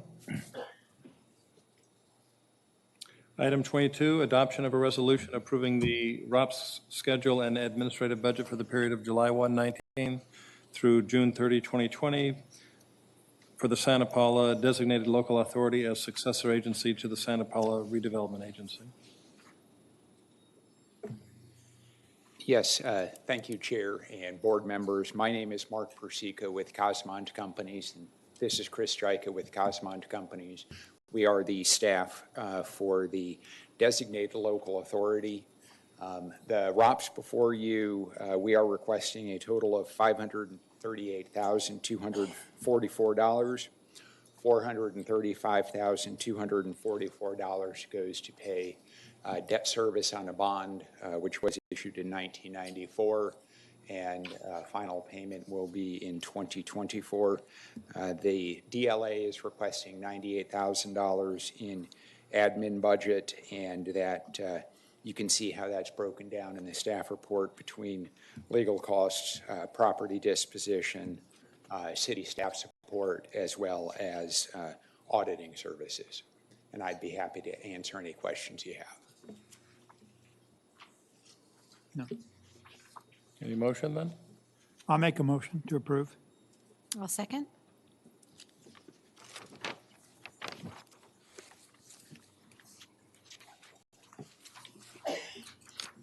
Uh, 5-0, thank you. Number 23, adoption of a resolution approving the sale of certain real property located at 982 East Main Street, Santa Paula. Parcel number 10301130095, Tower Theater, by the Santa Paula Designated Local Authority as successor agency to the Santa Paula Redevelopment Agency. Good morning, board members. Just to clarify a few things because of some previous questions that came up, Santa Paula did not file a long-range property management plan. The decision by the local board, the DLA, was not to spend the administrative funds in developing a long-range property management plan because we only had 2 properties. So the only consequence of that is when we go for approval on a sale of a property, the Oversight Board's approval or action approving the action of the DLA has to go to the Department of Finance for approval. If we had filed it LRPMP, then we would only need to come to you for approval and then proceed with the closing on the property. So that's just to clarify, that's why we're here, and your action will be contingent on the approval by the State Department of Finance. I also want to make a clarification on property assets and all assets. The State Controller's Office did a asset review early on, the first few years of redevelopment dissolution. All properties and cash assets, anything that was on the books of the former RDA was included and reviewed by the State Controller's Office. So in the case of properties or cash balances on hand, loans, et cetera, any of those assets are all in those reports, in addition to the LRPMP, which would have those assets also. So there's a check and balance there. We know from our experience in dealing with successor agencies throughout the state that some assets, it was not clear who owned them, whether it was the city or the former redevelopment agency. So even though there was an asset review done by the state controller, sometimes a property was found later on that was in the ownership of the RDA that was not transferred properly. And I think that was one of the issues that you were asking about this morning. Anyway, on our issue, this is the last property we have. We closed on our first property in August of this ROPS year. This is a simple cash-only sale, 30-day escrow. So as soon as we can execute the final documents after DOF approval, we should close on this before the end of this ROPS year. The funds will go, the proceeds of that sale will go directly into the account and be distributed to the taxing entities. So, any questions?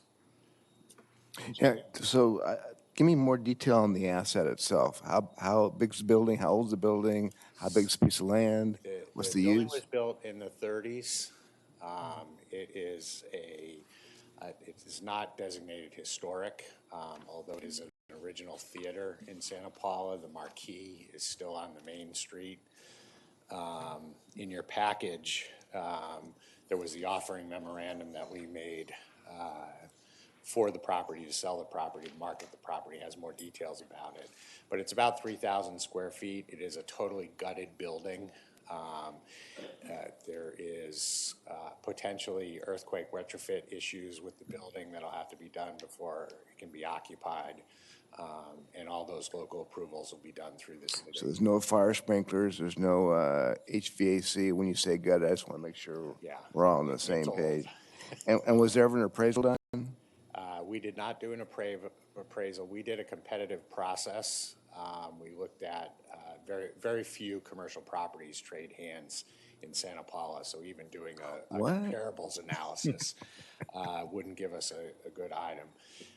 It was an interesting building because it's historic, so it's a marquee in the city of Santa Paula, so the community cares a lot about it. The value of the building, unfortunately, as a real estate person myself, if I was evaluating it, I'd say it actually has a net negative value because the amount of money that's going to have to go into it to make it usable on a commercial level is so expensive. But we did go through a very long and lengthy competitive process where it was promoted on all the major commercial real estate sites. We did direct mail and direct email blasts to brokers, investors, developers involved anywhere in the area and throughout the state. At the end of the day, we had one offer. Well, also, since it's a vacant building, you eliminate a substantial number of buyers because the unusual cash requirements that would maintain it. So if you were to go out and buy a property that was, let's say, next door where the restaurant's at or down the street where it's a physical building being utilized, you can go to your local lender, again, an SBA loan, and that creates a larger group of buyers. When you have a vacant redevelopment project, your number of buyers are very, very limited, in my opinion. You said there were two properties originally. If I remember, you sold one several months ago, and this is the closed in second one August. then. This would be the last property The being last sold, property, correct? Yes. Yep. Well, I move for approval. Second.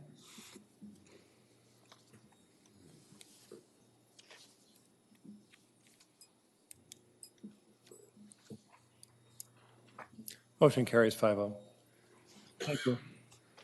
Item 24, adoption of a resolution approving the ROPS for the period of July 1, 19 through June 30, 2020 for the successor agency to the Simi Valley Community Development Agency. Good morning, Chair and members of the board. Brian Gabler, Assistant City Manager in Simi Valley. Thank you for allowing me to be here today. We're here to present the ROPS for the next annual year. It's a fairly brief ROPS. I will walk you very quickly through the document. The first item line number 4, is a housing project. I will tell you the entitlements for that project expire next year, so it's either going to get built and a request will be made on the next ROPS, next annual ROPS, or this will fall off and you won't see it again. We do have a tax allocation bond and the related costs related to that and the debt service for it. We have brief administrative costs. It covers about 40 hours of our fiscal services time, about 30 hours of my time over the year, and about $2,500 for audit costs from our outside auditor. And lastly, we have repayment of the loan agreement between the City of Simi Valley and the former redevelopment agency for the loan that was outstanding. I will tell you, volunteering information, that this particular item, because it is a variable payment schedule, does prevent us from doing a last and final. The DOF looks for last and finals that have a set payment schedule or a solid amount to move forward on.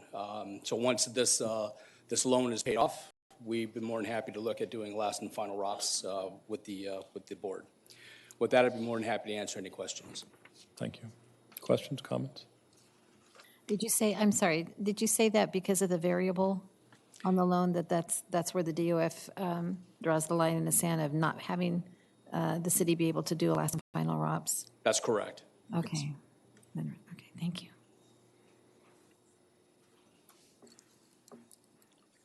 In Simi, then, do you have, do you know the number of properties involved with the successor agency, or? We do not. We don't have any left? No.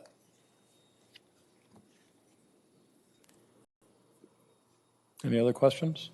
And I guess the reason, the last question is your admin fees are very low, $52,160 there.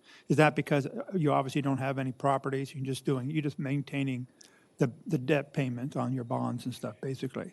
It's my time and our fiscal services time to get through and get out of business. Okay, thank you very much. I'll second. Thank you. Thank you.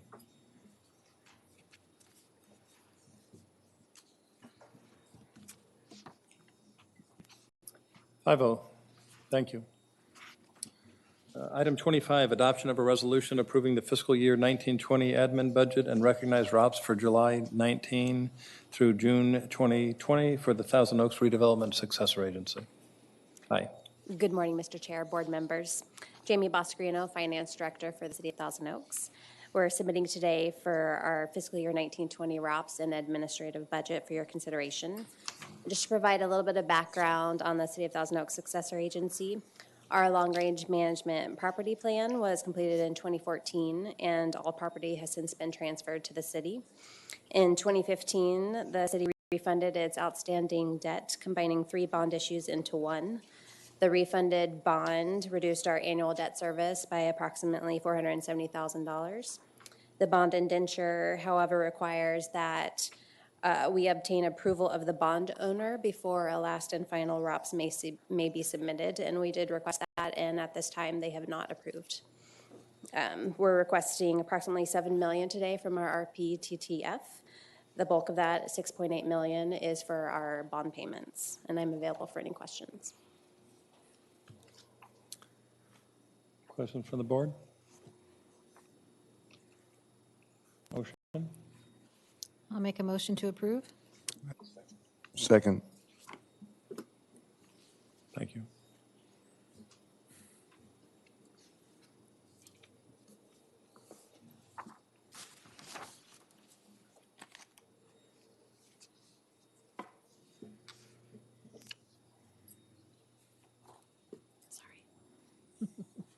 Sorry about that. Motion carries 5-0. Thank you. Item 26, adoption of a resolution approving the administrative cost allowance budget for fiscal year 1920 and authorization for the City of San Buenaventura's Community Development Department Director to forward the approved administrative cost allowance budget to the City of San Buenaventura Finance and Technology Department as the successor agency's official administrative cost categories in an amount not to exceed $250,000 for fiscal year 1920. Good morning, Chair, board members. My name is Dave Ward, Interim Community Development Director from the City of Ventura. I have with me Ms. Dory Boyer. She's our analyst and also our lead staff on all things successor agency. For your next 3 board items, she will be doing a presentation, answering questions for you. Thank you.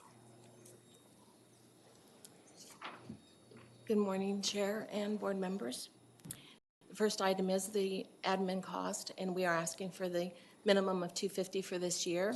We do not have all of our items approved by Department of Finance to go on our ROPS yet. We are hoping to get that done this year. That is one of the reasons why we got the letter last year, was the Department of Finance looked at our amounts, thought that we had too high of an admin compared to what was on the ROPS. But we have 2 major items coming up that are to be hopefully added within the next year. That will also take a lot of legal costs for this fight with Department of Finance. This will be the 3rd time on each of these items that we'll be going back through to try, and these are called sponsoring entity loans. These are loans between the City of Ventura and the redevelopment agency, one of which you'll be hearing today. So we are asking for the minimum of the $250 for this particular ROPS year. Any questions? Questions? Yeah, I move to approve. I'll second.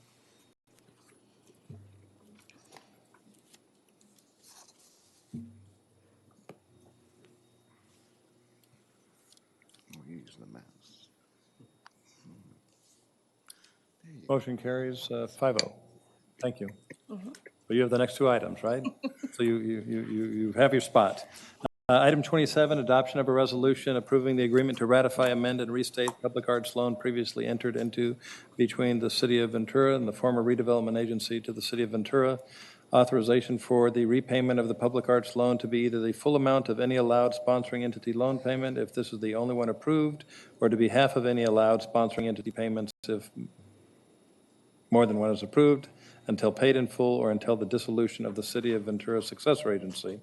And authorization for the City Community Development Department Director to forward the approved agreement to ratify, amend, and restated public arts loan to the State Department of Finance for review as required under the Dissolution Act. I was wondering, do we get an That was award for being the longest? That was a mouthful. This is one of the sponsoring entity loans. This is money that was loaned from the city to the redevelopment agency as part of a development loan for the WAVE project, affordable housing project, mixed use in the city of Ventura. The city allowed the use of the public arts loans funds for $1 million of the $2 million loan from the RDA to the developer. This was all based upon the fact that the developer was going to be able to sell their 13 market rate condos and repay the loan at that time, plus their other obligations.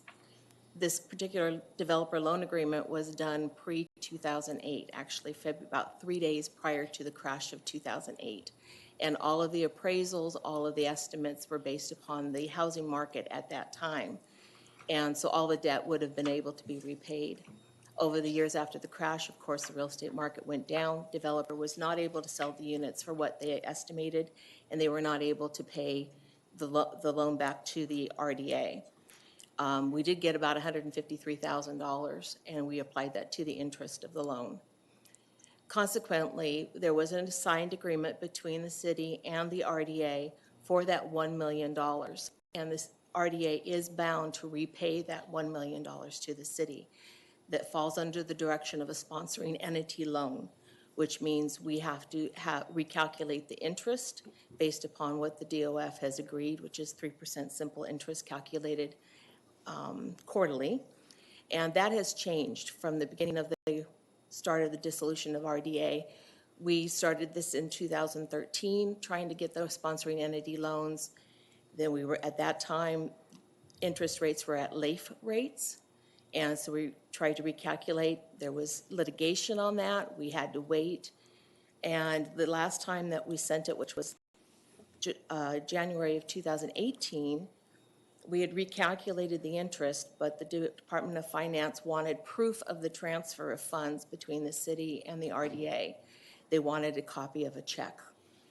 We had to inform them that on fund accounting, you don't do checks between a city and an RDA. It's all done through funds. So we're now submitting it again, recalculating at the correct interest rate, and also giving them all the documentation they required to show that this transfer did happen. It was for redevelopment purposes, and we were asking that it be placed on the ROP so that we can repay it. Any questions? Mr. Mishra. I guess my question is, this was an agreement between the city and the old RDA. I understand that.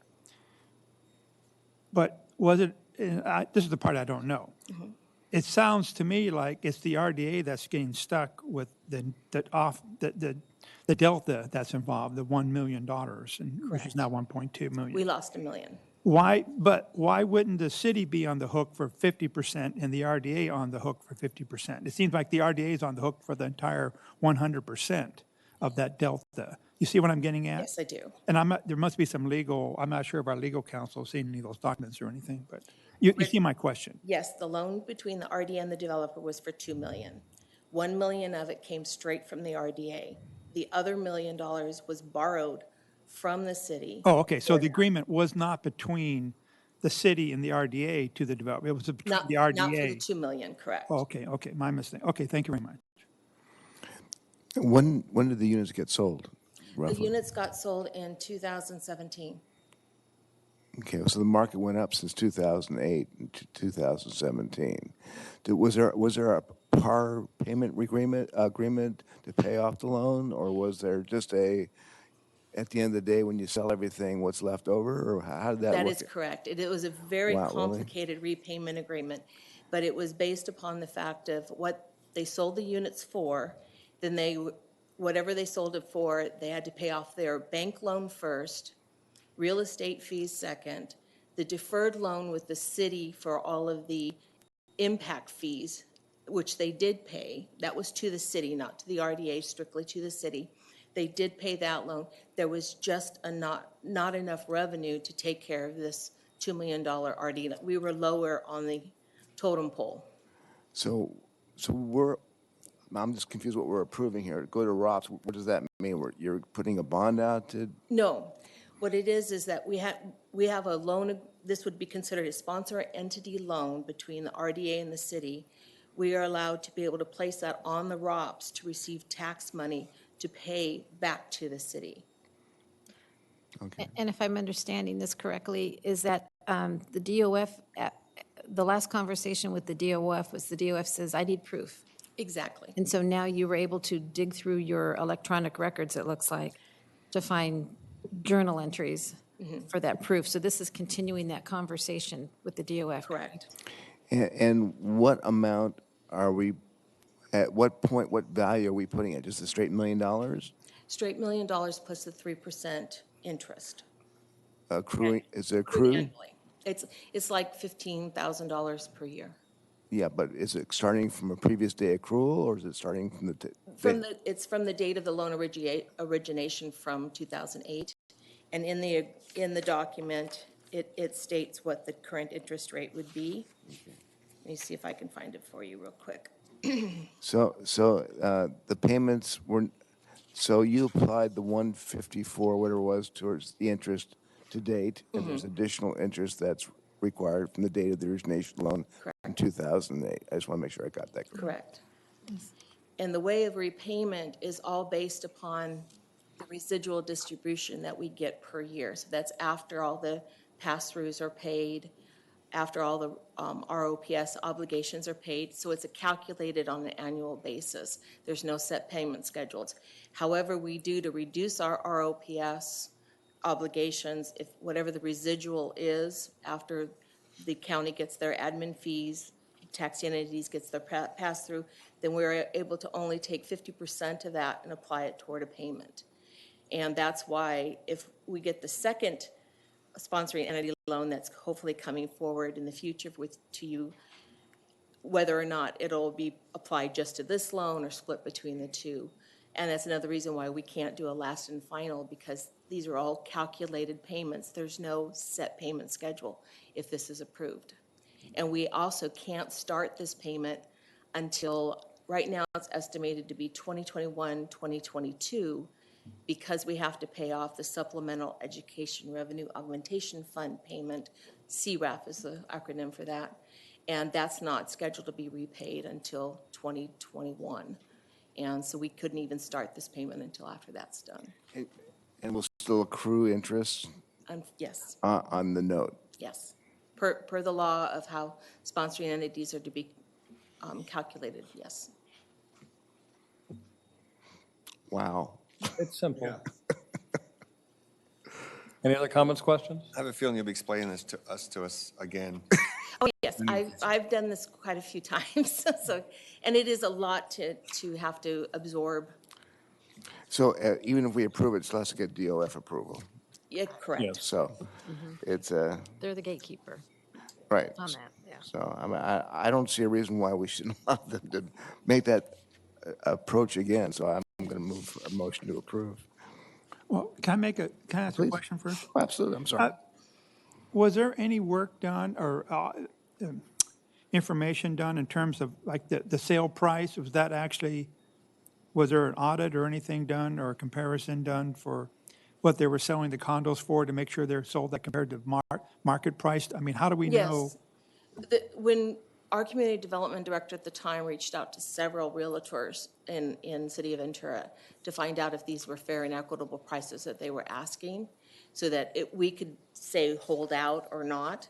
And these were very, very good prices at the time. They were going for about $500,000 a piece.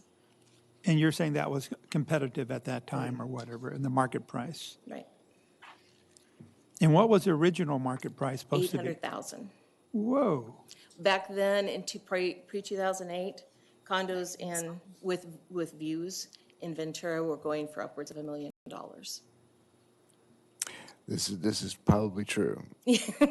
But you know, you can't go back, because I wouldn't have allowed the waterfall to be the way it was. I would have had something come out on a per unit basis, but they didn't do that. So we can't go back and change all those. So what we're left with here, that's why a motion still to approve it, is the fact that it's a format for getting repayment.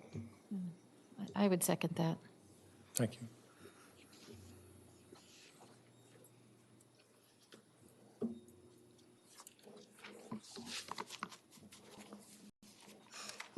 Motion carries 5-0.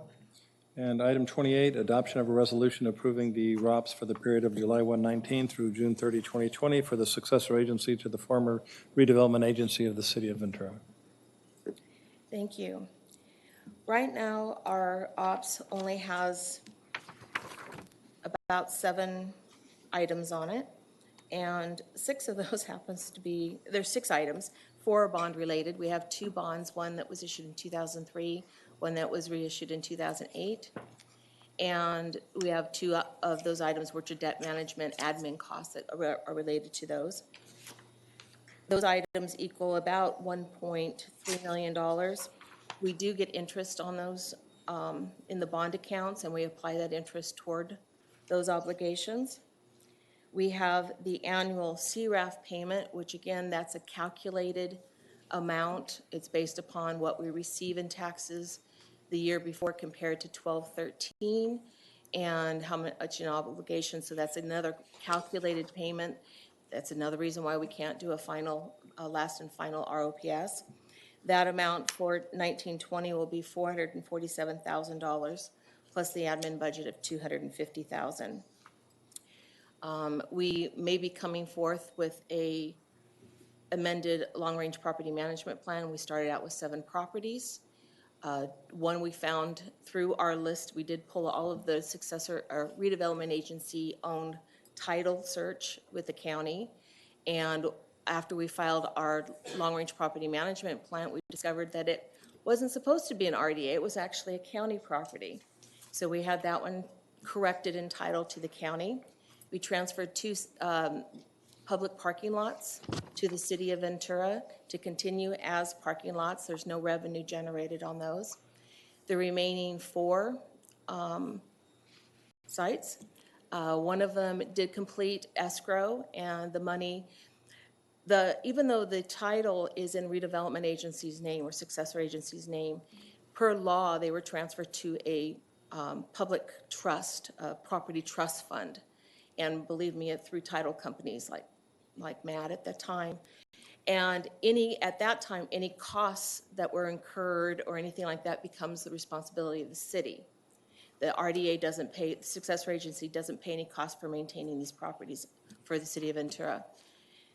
At the time that a property is sold, then that revenue is to reimburse the city for the costs, and then the difference of that is returned to the county and distributed to all of the taxing entities. We were able to do that in 2016 with our site number 3, which was over off of Thompson and Ventura Avenue. We have another one that's should be closing escrow within about 45 days. And we have another one that we are in the process of negotiating the purchase and sale agreement with the adjoining property owner. The last site is 2 sites that are next to 2 city-owned sites. We are negotiating right now with a proposed developer. We did appraisals. We went through the process of asking for proposals. If this particular one for what we call Site 7 doesn't go through, then we will need to possibly amend our long-range property management plan, and we'll come back at that time. But that's our status of everything. So our ROPS is pretty minimum. The only other items going on there would be hopefully the public arts loan, sponsoring entity loan, which hopefully the DOF will approve, and then the actual city line of credit sponsoring entity loan, which will be coming to you at a later date once we get a little more direction from Department of Finance. Any questions? Thank you. Yes, under the trust fund that holds the money on the sale, you would get allowed to deduct your costs that the city maintain. Who oversees auditing those costs or approves those costs? Actually, when we send the money to the county, we give them an accounting of all those costs. We show everything that's been posted for each of those sites. Which department at the county would The Auditor Controller's Office. Okay, we but send the money are they to. looking at it under the jurisdiction of an oversight board, or is that just a normal format under the under the appropriate legislation to automatically happen? Is the county auditor responsible for that? As far as I know, I don't think Department of Finance has given them particular direction for auditing purposes, but we are to give them an accounting of that when we send them the money.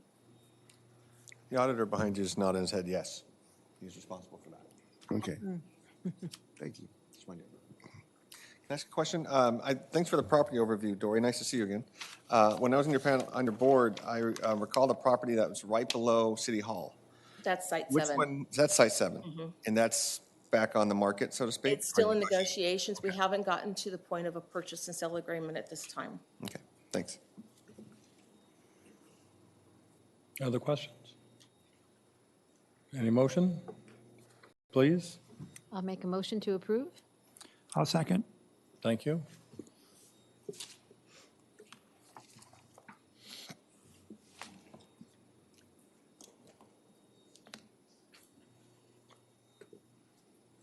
Thank you. Motion carries 5-0. Thank you. And item 29, receive and file correspondence from Eileen Tracy to Robert Bravo, Ventura County Consolidated Oversight Board Administrator regarding the City of Oxnard's Performing Arts and Convention Center. May I have a motion to receive and file?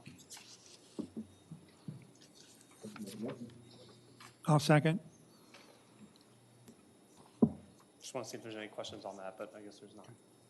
Thank you.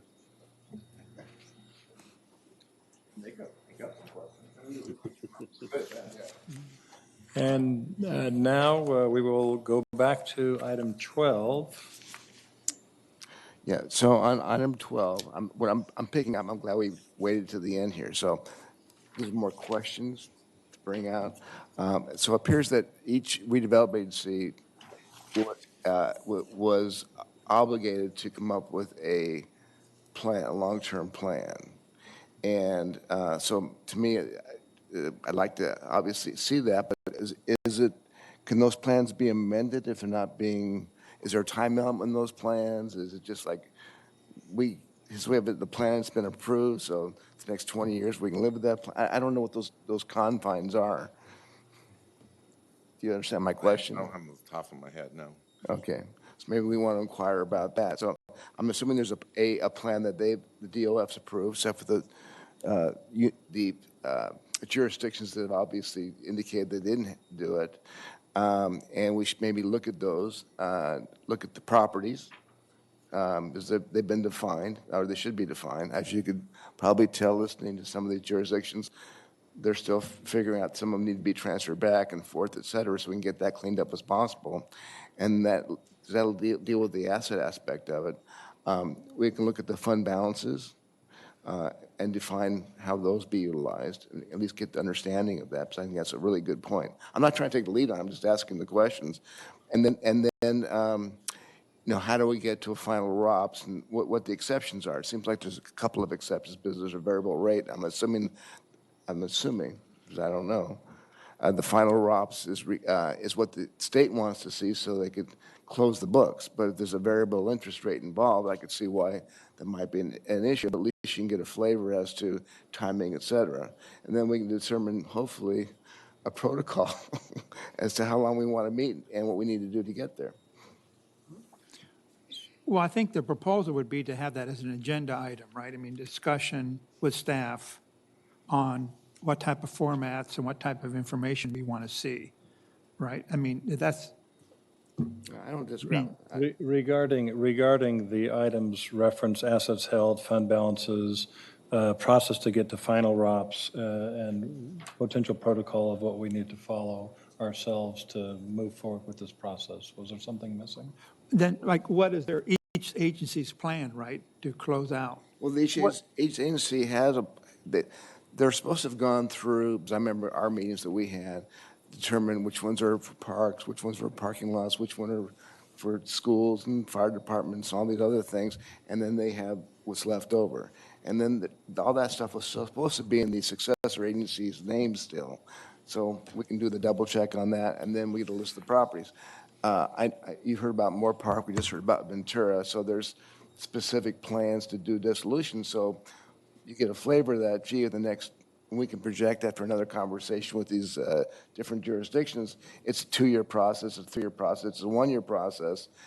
and you can start checking off what's left over is all I'm trying to get to. If I could recommend, I hear what you're saying, and I think it's going to be an iterative process. I think we're going to have to start kind of grand and then kind of get more granular as we go. Right. Some of the points you're making. So maybe the first step is to direct staff just to craft a consolidated list of properties amongst all of the successor agencies for us to see. And maybe in addition to reconciling with the DOF or with the title, and starting there and just maybe using that as our way to slowly, I don't want to jump into a lot of detail right off the bat, because I'm still learning too, for the record. So I think that's a good start, but that's just an idea. I'm happy to amend that. Or Well, I'd also like to see what the, maybe I'm getting too much in the weeds, so back me off, but this, I don't have an issue with doing either one. But if they have a plan, I'd like to see what those plans are, just so we have something to compare it to. So when then I'd like maybe meet with some of these jurisdictions if we decide to do so, to get more detail to finish the plan. It's just a thought. Then I'd also like to see, in a different format, the ROPS by date of due, with the ending date, so we know which ones don't fall off that list, so we can have more focus. Because having all these different cities bring the stuff up here, it's not very well organized for me, so it's a spreadsheet issue. Right. Paula, you were going to comment? Yeah, so, and I like everything that everyone's saying, and I'm also thinking for our focus as well. By way of example, the city of Oxnard, when you said a list of properties, I think their long-range property management plan had over 40 properties, of which a number of them have been either sold or transferred to the city. And from my opinion, I just want to focus on what's left, because that's our responsibility. Right. I don't need to know what you've already done. Great for doing that, but what still needs to be done, because now that's on our shoulders. So I'm more focused on that, of what's left for our work. And what you said, Ken, so what's the plan? So, what progress have they been, what are they doing to continue to liquidate these properties? Because we don't know. We just know a number. Like I wrote down Oxnard, 7 vacant lots. So, that's progress, because it was over 40-something at one time. So, and he may have briefly talked about what those were, but if we just had maybe just a little more information as to what their plan is, with timelines, of expectations, fund balance information, cash balances, I think that's a reasonable request as well. But if we start with focusing on that, and I'd be interested in having the cities and the former successor agencies let us know of when they think they're going to submit that last and final ROPS, because I got some great insights by way of example with Ventura and some others who they said, well, we have this, and because we have this, we're not able to have that last and final ROPS. So if we just know what that is, and we have that timeline, so we know how to work within that as well, I think that would be helpful. And I will admit. And it could be something between staff here and maybe a coordination with those different cities to provide us some of the rest of those pieces of the puzzle. What's preventing us, not just a variable last payment, there are a few other issues, right? Right. Right, and we don't know what they are until we're notified. We need to have things pop out at us so we know what to focus on. And you're right, I didn't really want to look at the properties they've already sold. So I'm thinking with long-term plan in respect to the properties that are unsold currently. Yeah. So that's a very important point to bring up, you brought up. Thank you. And then tied into that would be the format, like was mentioned earlier. Whatever path we go down, we need to have a format, a guideline format that all the agencies would follow, so that when we're seeing something, it's the same format. Right, and as well as a jurisdiction, we have to understand our jurisdiction as to what we need to do to move this thing forward as well. So that'll come out when we ask more questions. Right. When we get some answers. I have how many meetings are we anticipate to have during the year? Excuse me, I think we have 9 scheduled. Okay. So at least we can have an iterative process if we need to without waiting 6 months in between meetings. So does staff have enough information and understanding with what we are looking forward to receive based on all the conversation that has happened here? I think enough to get us started, yes. And the reason I asked Clarify, about, all you're doing is eventually doing a motion or direction to staff about agendizing an item. You're not approving the content of it. You'd be having staff bring a proposal back to you, because all you have before you is a receive and file. yes, so my question is, do you have enough information for this, for an item to be agendized, which we can give direction right now for you to agendize an item regarding all the topics that have been discussed here, assets and fund balance and? Yes. Okay. Thank you. And then is there any other comments on this particular item? I mean, we'll vote on the item to receive and file the report. Any other comments?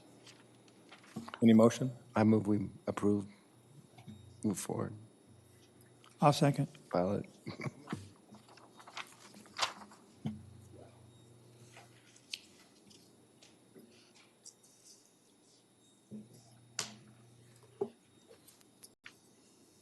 Motion carries 5-0.